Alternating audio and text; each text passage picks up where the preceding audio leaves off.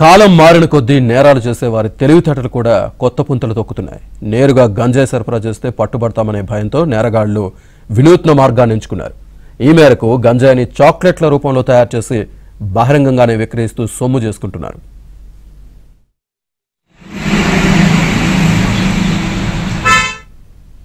తాజాగా ఖమ్మంలో గంజాయి చాక్లెట్లను విక్రయిస్తున్న ముఠా గుట్టు రట్టయింది. గంజాయిని చాక్లెట్ల రూపంలో విక్రయిస్తున్నారనే విశ్వసనీయ సమాచారంతో ఖమ్మం పట్టణంలో పోలీసులు విస్తృతంగా తనిఖీలు చేపట్టారు. ఈ తనిఖీలలో చాక్లెట్లు విక్రయిస్తున్న ఇద్దరి నుంచి 3 కిలోల గంజాయి చాక్లెట్లు సీజ్ చేశారు. అదేవిధంగా అక్రమంగా నిల్వ ఉంచిన 8 కిలోల ఎండు గంజాయిని కూడా స్వాధీనం చేసుకున్నారు. నిందితులు ఇద్దరిపై కేసు నమోదు చేసి రిమాండ్కు తరలించారు.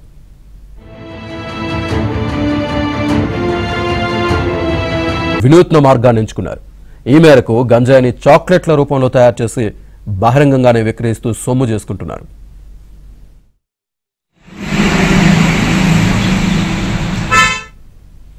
తాజాగా ఖమ్మంలో గంజాయి చాక్లెట్లను విక్రయిస్తున్న ముఠా గుట్టు రట్టయింది.